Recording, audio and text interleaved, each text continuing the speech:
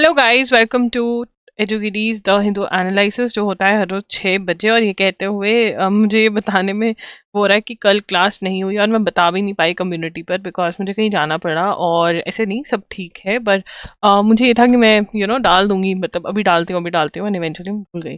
ठीक है। और जब तक मुझे याद आया तो तब तक ना सिग्नल नहीं था, तो कहीं गए थे कल फैमिली के साथ, तो वहाँ सिग्नल नहीं था, फोन नहीं चल रहे थे, तो इसलिए मैं नहीं इन्फॉर्म कर पाई। So I am so sorry for that.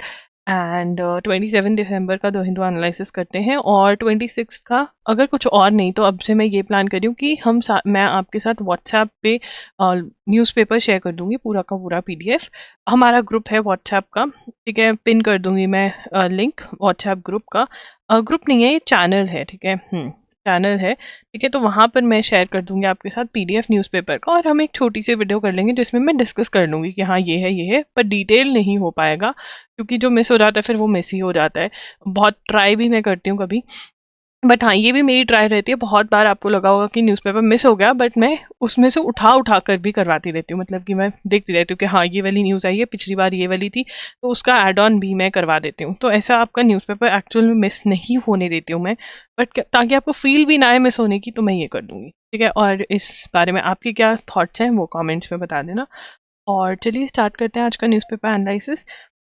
Attackers of merchant vessels will be brought to justice soon. And मैं ये बताना चाहती हूँ कि न्यू ईयर के अराउंड मेरी ट्राई ये रहेगी कि मैं एनालिसिस कर दूँ, ठीक है ना। बट कुछ कह नहीं सकते, ठीक है ना, क्योंकि बहुत घर वाले आए हुए हैं घर पर, तो उनके साथ भी टाइम स्पेंड करना पड़ता है। और अगर ये कहो कि मतलब मजबूरी हो जाती है कभी कभी कि आप नहीं उठ कर आ सकते, बट ट्राई रहेगी कि हम अपना जो काम है वो करते रहें। Attackers of merchant vessels will be brought to justice soon. तो हमें बताए कि हमास और इसराइल की ये जो कॉन्सेप्ट है इसको समझ लीजिए कि ये अटैक हो कैसे रहा है। तो हमास और इसराइल की वॉर चल रही है, ठीक है ना। तो जो हुथी है, हुथी एक ग्रुप है, ठीक है ना, यमन का ग्रुप है ये हुथी, ठीक है। अब ये जो हुथी है बैक्ड बाय ईरान, ये टर्म्स जो हैं आपको ये वाली चीजें याद रखनी है कि इसराइल और हमास के बीच में लड़ाई चल रही है, ठीक है ना। जो हुथीज हैं जो कि बैक्ड बाय ईरान, मतलब ईरान पूरा पूरा हुथीज का साथ दे रहा है, और ये यमन में है हुथीज, ठीक है। अब ये जो है ये अटैक कर रहे हैं वेसल्स पे, शिप्स पे, ठीक है। और दो शिप्स पे जिसके ऊपर इंडियन क्रू था, वो इंडियन फ्लैग्ड नहीं थी बट इंडियन क्रू था वहां पर, और इंडिया की एक्सक्लूसिव इकोनॉमिक जोन के बाहर, ठीक है ना। जो इंडिया की एक्सक्लूसिव इकोनॉमिक जोन है उसके बाहर ये जो है ये अटैक्स हुए हैं। एक्सक्लूसिव इकोनॉमिक जोन क्या होती है? 12 नॉटिकल माइल्स होती है, मतलब 12 नॉटिकल माइल्स के बाहर ये अटैक जो है हुआ है, ठीक है ना। और ये कौन कर रहा है? ये हुथीज कर रहे हैं। ये हुथीज क्यों कर रहे हैं? Why are they attacking the ships? क्यों अटैक कर रहे हैं? ये कह रहे हैं कि हम हमास के साथ हैं, हम वो चाह रहे हैं कि जब तक गाजा के अंदर सीज फायर नहीं होता हम ये अटैक्स जो है वो करते रहेंगे। अटैक्स ये कैसे करें? मिसाइल्स यूज करें, यस इनके पास मिसाइल्स हैं, इनके पास ड्रोन्स हैं, ये सब कुछ है इनके पास।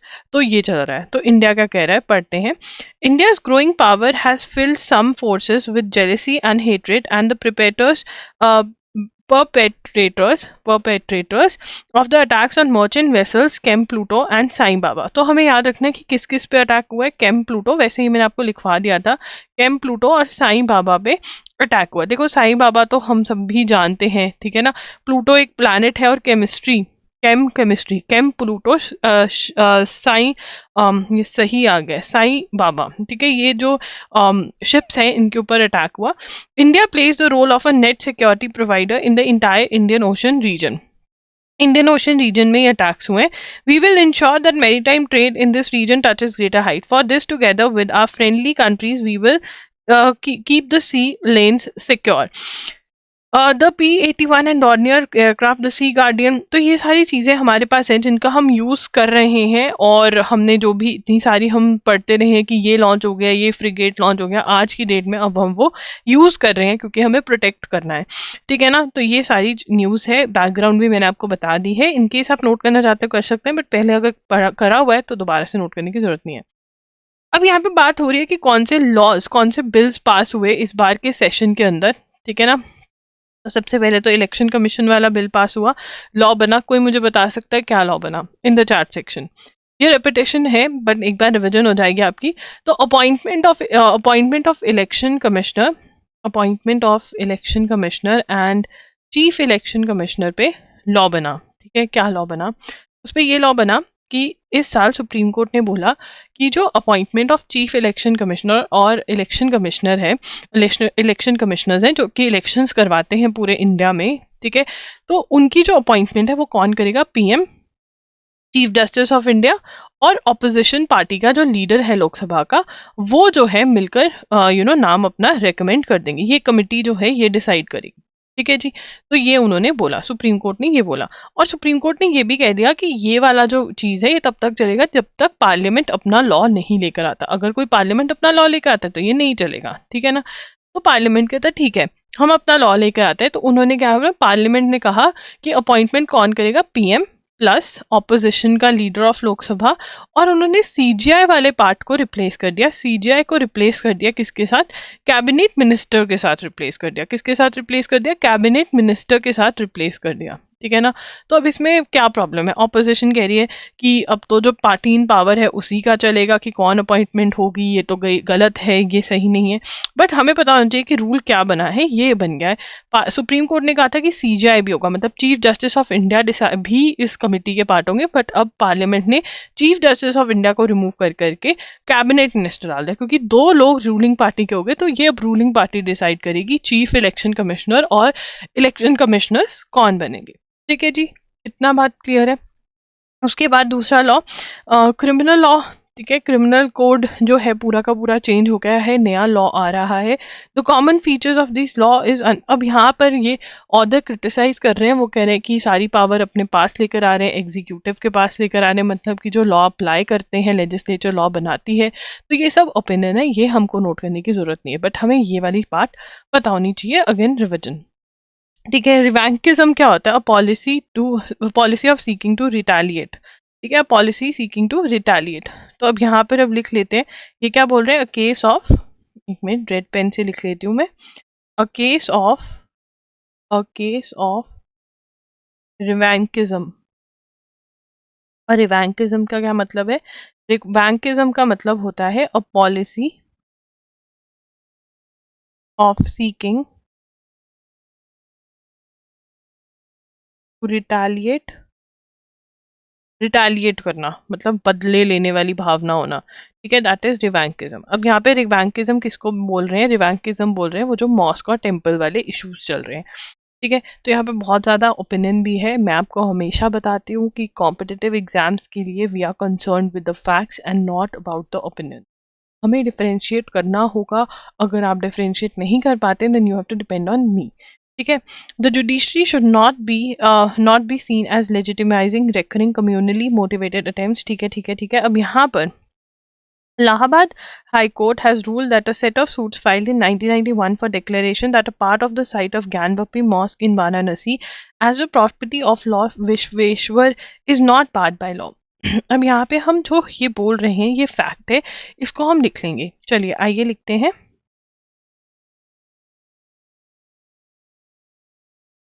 Allahabad High Court has ruled that a set of suits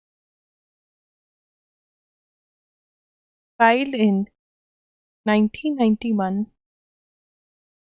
for a declaration that a part of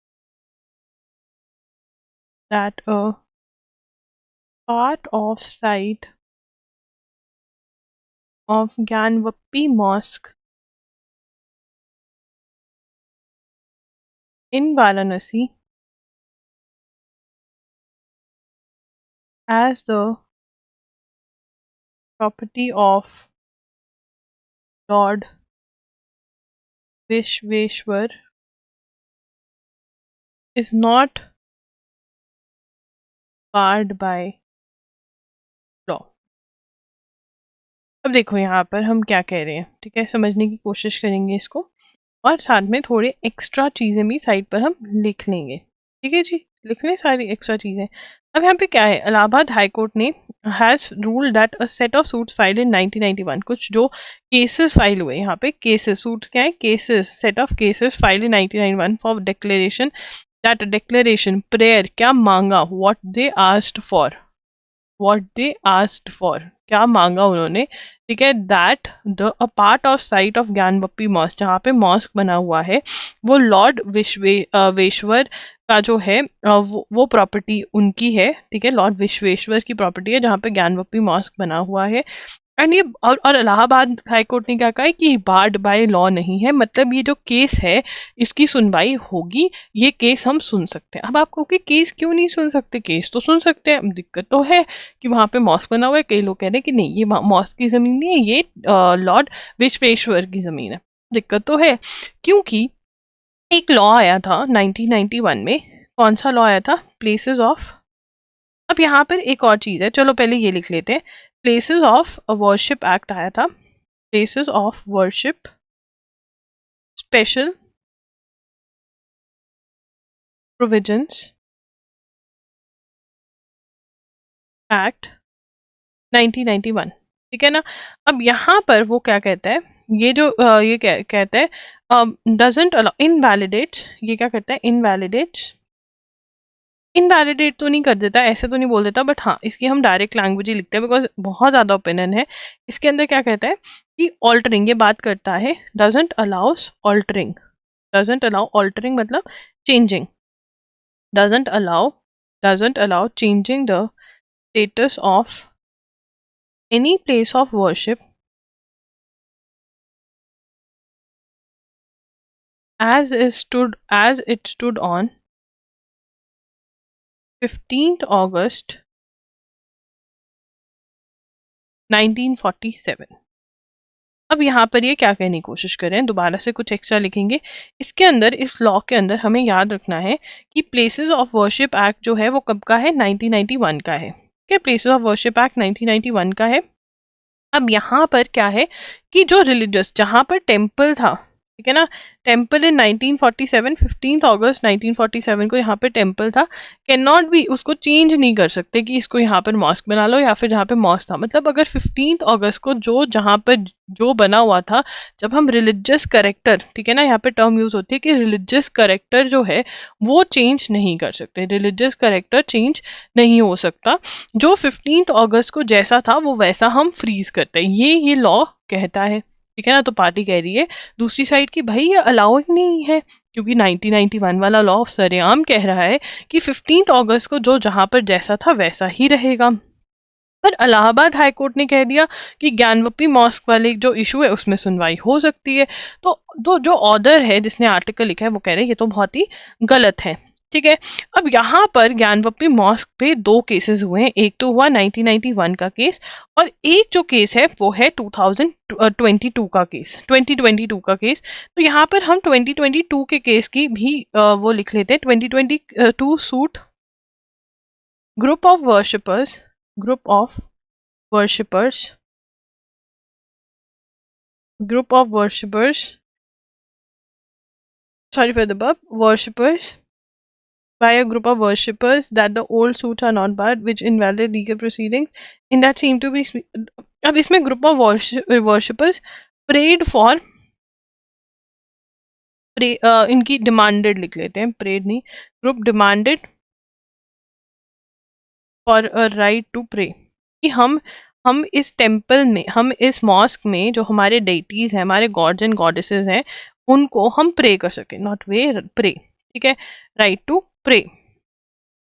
ठीक है, तो ये जो डिमांड है करेगी कि हमें राइट टू प्रे दी जाए, we should be allowed to pray. ठीक है ना, तो राइट टू प्रे मांगा। अब यहाँ पर इलाहाबाद हाईकोर्ट ने बोल दिया कि हाँ भाई ये केस जो है ये वैलिड है, 1991 का जो एक्ट है वो नहीं रोकता है इस केस से। आप कहोगे रोक तो रहा है, उन्हें कह तो दिया कि जो टेम्पल है वो टेम्पल रहेगा, जो मॉस्क है वो मॉस्क रहेगा, तो इलाहाबाद हाईकोर्ट ने बिल्कुल गलत कहा है। बट यहाँ पर आपको एक बात जो है, जो यहाँ पर इस आर्टिकल में नहीं दी हुई है, मिस आउट करी गई है, कि 1993 तक, ठीक है ना, people were allowed to pray, Hindus were allowed to pray. यहाँ पे जो ज्ञानवपी मॉस्क के अंदर है, Hindus were allowed to pray. तभी इलाहाबाद हाईकोर्ट कह रहा है कि भाई हमें तो इसका करेक्टर ही नहीं पता, ज्ञानवपी मॉस्क एक टेम्पल बोले या मॉस्क बोले ये हमें पता नहीं, और ये डिसाइड करने की हमें अभी राइट है। ठीक है ना, तो 2022 अब यहाँ पे हम पढ़ते हैं कि in the what seems to be a specious reasoning the court has held that the act is not applicable. अब यहाँ पे देखो, ये जो है ना, ये ऑर्डर की अपनी ओपिनियंस है, ठीक है ना।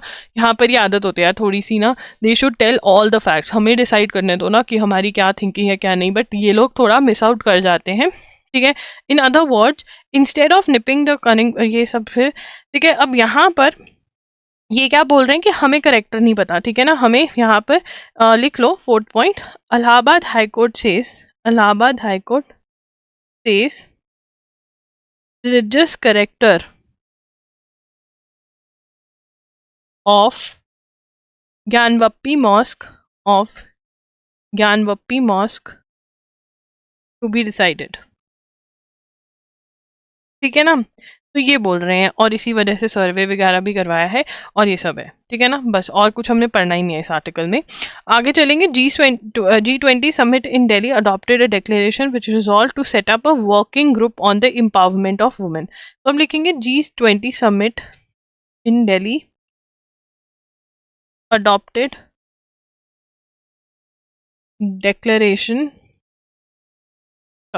a declaration which resolved to which set up resolve वगैरह लिखने की, declaration क्या हुआ, set up a working group on the empowerment of women, ठीक है। क्या बात करेंगे, working on the setup working group on the empowerment of women पे, ठीक है ना। G20 में सेट हुआ है। इसके बाद जो जितनी भी डिटेल्स थी, the order was so negative about things probably, कि क्या ही करेंगे, क्यों करा है, अरे भाई करा है, कुछ ना कुछ कर ही देंगे। चलो अब यहाँ पर चेस के बारे में बात हो रही है। Praggnanandhaa manage to qualify by finishing runner up in chess World Cup, ठीक है, उन्होंने रनर अप करा, खत्म। तो चेस के अंदर हमने बहुत आगे आगे हम बढ़े, तो उसके बारे में बात हुई है। अगर आप ये नोट करना चाहते कर सकते हैं, वैसे पहले आपने नोट किया ही होगा। उसके बाद आगे चलते हैं। अब यहाँ पे 1932, अब यहाँ पे ये बता रहे हैं कि लैक ऑफ एम्प्लॉयमेंट है, ठीक है ना, मतलब नौकरी नहीं है। बट सबसे बड़ी प्रॉब्लम क्या है कि पढ़े लिखे जो educated man of the country हैं, उनके लिए जॉब्स नहीं है, ठीक है ना। तो अब यहाँ पर वो पर वैसे ये भी दिख रहा है कि अनएम्प्लॉयमेंट रेट जो है, यहाँ पे लिख लेते हैं अनएम्प्लॉयमेंट रेट, ठीक है, कितना था, 6.1% था 2017-18 में, है ना, और 3.2% था 2022-23 में, ठीक है। This was the unemployment rate, ठीक है ना। अनएम्प्लॉयमेंट रेट इतना था, इसके according according to periodic labour force survey, that is PLFS, ठीक है। The highest rates of employment are faced by those who should face bright prospects, मतलब educated जो लोग हैं वो देख रहे हैं, ठीक है ना। Israel army arrest senior Palestinian lawmaker, ये लिखेंगे Khalida Jarrar, leader of popular front for the liberation of Palestine, arrested by Israeli army, women's right के एडवोकेट हैं ये, ठीक है। तो यहाँ पर खालिदा जरार, ये पता होना चाहिए। उसके बाद आगे चलेंगे। India will witness more than 83% increase in investments in renewable energy projects in 2024 as the country focuses on energy transition. Energy transition ये कॉन्सेप्ट है, इसको समझेंगे। देखिए फॉसिल फ्यूल्स क्या हैं, फॉसिल फ्यूल्स, अगर हम फॉसिल फ्यूल्स जो हैं इसके अंदर सबसे पहले तो अगर हम एग्जांपल लें, पेट्रोल, डीजल, कोल, ये सब क्या है, फॉसिल फ्यूल्स है। इनकी प्रॉब्लम क्या है, ये बहुत ज़्यादा पॉल्यूशन कॉज करते हैं, ठीक है। Major reason of pollution causing agents, greenhouse gases emission सबसे ज़्यादा यही करते हैं। तो अब क्या कर रहे हैं, ट्रांजिशन कर रहे हैं। ट्रांजिशन का मतलब क्या होता है, ट्रांजिशन का मतलब होता है चेंज, बदलाव, चेंज लेकर आ रहे हैं। अब चेंज कैसे लेकर आ रहे हैं, कौन सी चीज लेकर आ रहे हैं चेंज के लिए, ये लोग कह रहे हैं कि हम लेकर आएंगे non renewable sources of energy, renewable sources. ये तो फॉसिल फ्यूल्स को non renewable sources of energy भी कहते हैं। नॉन रेन्यूएबल सोर्सेज क्यों कहते हैं, कि एक बार पेट्रोल आपने यूज कर दिया वापस तो नहीं लेकर आ सकते, नहीं। But renewable sources of energy क्या है, रेन्यूएबल सोर्सेज ऑफ एनर्जी हमारे पास विंड मिल, ठीक है, सोलर पैनल्स, ठीक है, वाटर से जो हम एनर्जी निकाल लेते हैं, इलेक्ट्रिसिटी एनर्जी, ठीक है। तो these are what are these are renewable sources. Windmill लगा हुआ है, घूम रहा है बेचारा, घूम रहा है, दे रहा है एनर्जी। पॉल्यूशन कम, नो पॉल्यूशन या लेस पॉल्यूशन, नो पॉल्यूशन या लेस पॉल्यूशन। अगर हम बाद में देखें तो थोड़ा पॉल्यूशन है एंड उसमें, बट इतना नहीं है, ठीक है। और GHG तो है ही नहीं है इसके अंदर, ठीक है।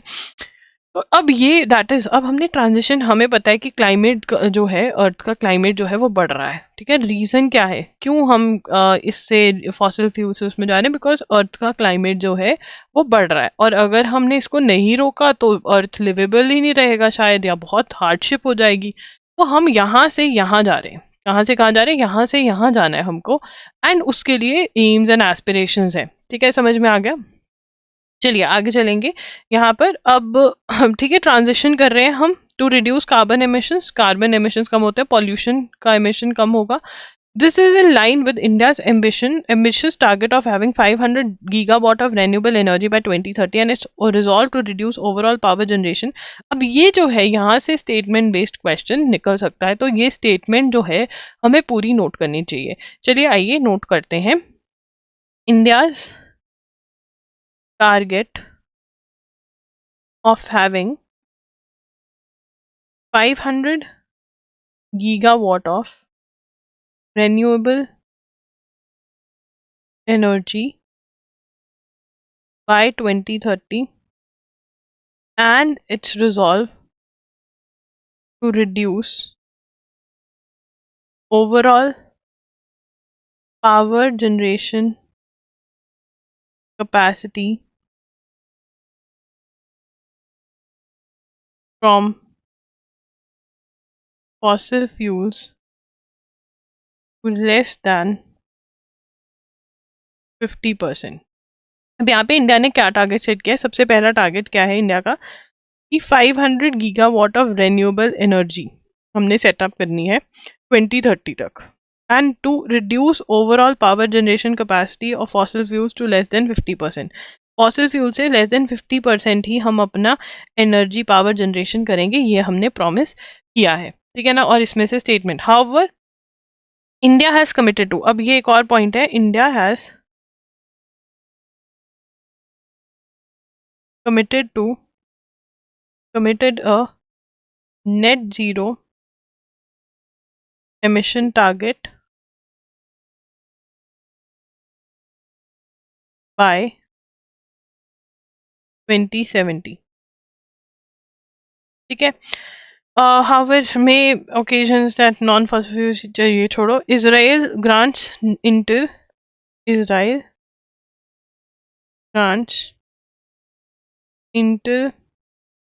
ये रेड में लिखते हैं, Israel government agreed to give Intel Corp a $3.2 billion grant for a new chip plant in southern Israel। ये यूएस की कंपनी है इंटेल, ठीक है। This is a big show की बन रही है, और यहाँ पर the expansion plan for its कहाँ पर आ रहे, Kiryat Gat site, that is 42 kilometre from Gaza, that is controlled by Hamas, जिसके साथ लड़ाई चल रही है, तो this is a very important point.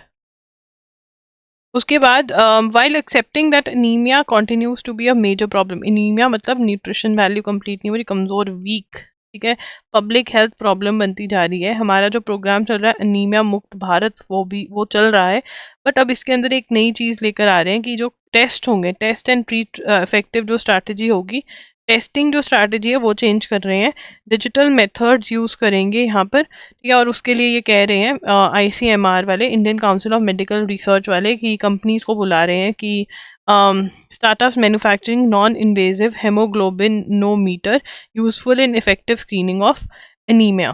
ठीक है, तो पढ़ लेते हैं इसको. While accepting that anemia continues to be a major public health problem in India, despite the comprehensive Anemia Mukt Bharat program, the Indian Council of Medical Research, Delhi, has now invited express of intent from the eligible organizations, companies, and startup manufacturing non-invasive हेमोग्लोबिनोमीटर. ठीक है ना, तो यहाँ पे हम सिर्फ इतना ही लिखेंगे, ICMR, that is Indian council of medical research, from invited companies for EOI, interest in expression of interest, who are manufacturing non-invasive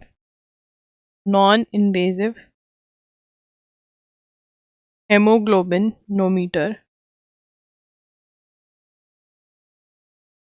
useful in effective screening of anemia. ठीक है ना, अब यहाँ पे क्वेश्चन क्या आ सकता है, हेमोग्लोबिनोमीटर क्या है, स्क्रीनिंग नॉन इन्वेजिव मेथड है टू टेस्ट हेमोग्लोबिन. ठीक है, मे बी इसमें ज्यादा ब्लड नहीं निकालना पड़ता होगा, कुछ ऐसा सा है. ठीक है, अब यहाँ पे one of the key conduct by in laws can not be classified as cruelty. अब यहाँ पे क्या कह रहे हैं, the Supreme Court has held that one discordant, तब एक गलत, डिस्कॉर्डेंट डिसअग्रीइंग हार्श, ठीक है ना, disagreeing harsh instance of bad behavior could not be classified as harassment or cruelty of for dowry under section. तो ये important है, इसको लिख लेंगे. Supreme Court held that one discordant instance of bad behavior could not be classified as harassment or cruelty for dowry under section 498A. ठीक है ना, अब यहाँ पर ये क्या कह रहे हैं, डिस्कॉर्डेंट इज डिसअग्रीइंग और हार्श बिहेवियर. क्या कहने की कोशिश करें यहाँ पर, कोई भी चैट सेक्शन में समझाना चाहे तो यहाँ पर वो कह रहे हैं कि अगर एक बिहेवियर भी खराब हो गया तो इसका मतलब ये नहीं है कि वो जो है डाउरी बन जाएगा. ठीक है, तो यहाँ पे कहने के लिए मल्टीपल होने चाहिए सेक्शन 498 ऑफ डाउरी के अंदर. ठीक है, section 498, however being relative of the husband और रिलेटिव जो मिसबिहेव करे वुमेन के साथ, उसको कहते हैं. ठीक है ना, तो वो ये बोल रहे हैं, India is now playing a key role in solving global problem, says Modi. Prime Minister Narendra Modi on Tuesday said India was shedding its mentality of slavery and was playing a key role in tackling global problems of economy, science, research, sports and diplomacy. Addressing the Veer Bal Divas, तो यहाँ पर वीर बाल दिवस celebrate करते हैं 26 दिसंबर को, check कर लेना, 26 दिसंबर को ही करते हैं. ठीक है ना, वीर बाल दिवस जो है वो सेलिब्रेट करते हैं. ठीक है, मार्किंग द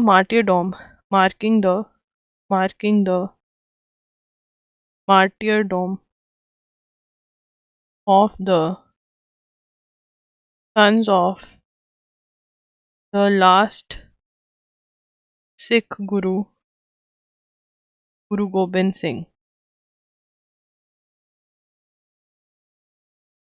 ठीक है, उनकी जो मतलब दे martyred themselves.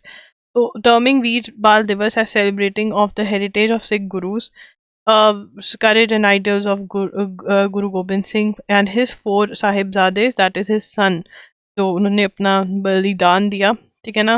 और तो दैट बस इतना ही नोट करना है जो मैंने ऊपर नोट करवाया है। In a boost to their time tested partnership, India and Russia on Tuesday sign some very important agreements related to India and Russia. India and Russia signed agreements related to construction of future power generation units of Kundankulam nuclear power plant, ठीक है ना। तो वहाँ पे power generation unit जो है, nuclear power plant है, उससे रिलेटेड अग्रीमेंट्स हमने रशिया के साथ करे हैं, ठीक है जी। अब यहाँ पे the Kundakulam nuclear power plant India largest is, ये लिखेंगे पूरी detail, Kudankulam not Kundakulam, Kudakulam nuclear power plant, that is India's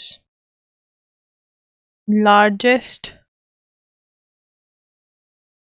is built in Tamil Nadu with technical assistance from, with technical assistance of Russia. Construction began in 2002.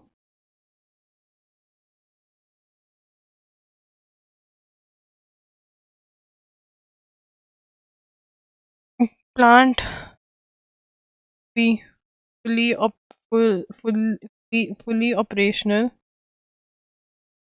in 2027. अभी भी चल रहा है, but fully capacity पे 2027 में होगा।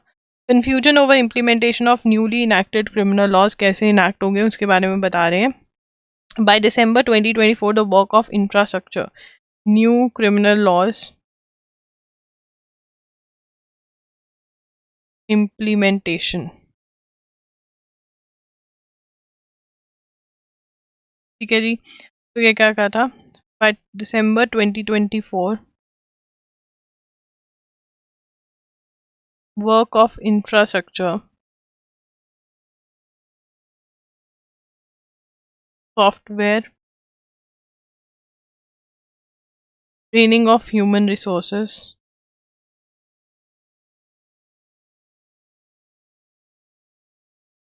and complete computerization of courts will be done in all UTs, ठीक है। A senior government official said the laws would have to be simultaneous. December 25 notified said shall come into force center, ठीक है।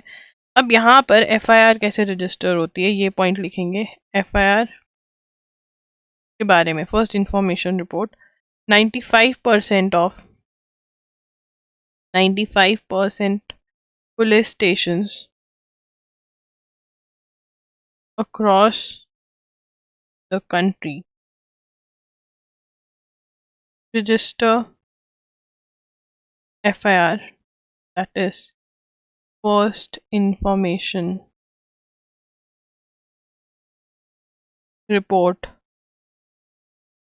through a common application software under the CCTNS, that is Crime and Criminal Tracking Network and Systems.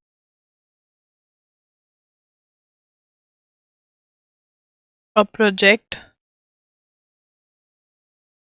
started in 2009। है ना, इसमें changes, अब इसमें क्या है, is under the ambit of NCRB, that is National Crime Records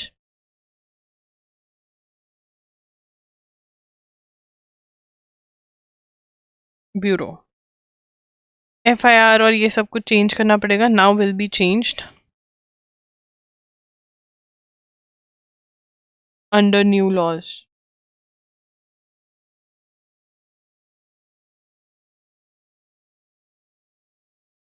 चलिए आगे चलेंगे। Do short term TB treatment. तो टीबी जो है वो बहुत वो कह रहे हैं कि मॉर्टालिटी रेट जो है उसका ज़्यादा है, मतलब डेथ के चांसेस अगर हो जाए तो ज़्यादा है, बट हाँ इट इज़ क्यूरेबल। इसकी मेडिसिन चलती है, जो मेडिसिन चलती है टीबी की वो चलती है 6 मंथ्स के लिए, ठीक है ना। टीबी यहाँ से नोट कर देते हैं, ट्यूबरक्लोसिस इज ट्यूबरक्लोसिस। अच्छा चलो ठीक है, यहाँ पे मेरे पास एक क्वेश्चन है। नेशनल ट्यूबरक्लोसिस एलिमिनेशन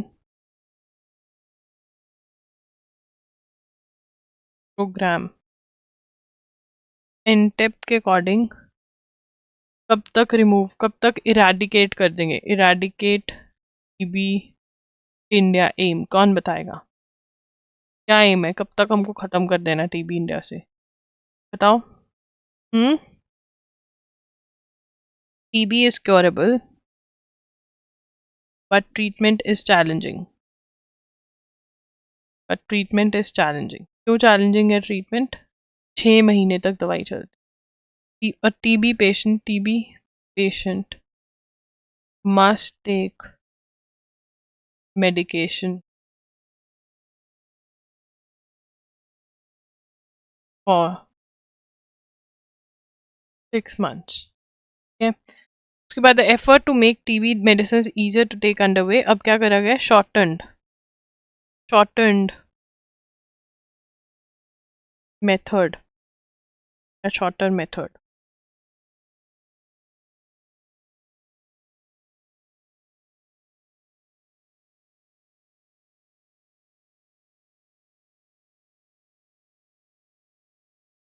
ठीक है ना, अब इसके अंदर TB medicine easier to take under way as well India using TB in lungs considered using a combination of new drugs and existing ones। ठीक है, regime can be reduced from 6 months 4 months। ठीक है, इसको क्या बोला गया, shine trial.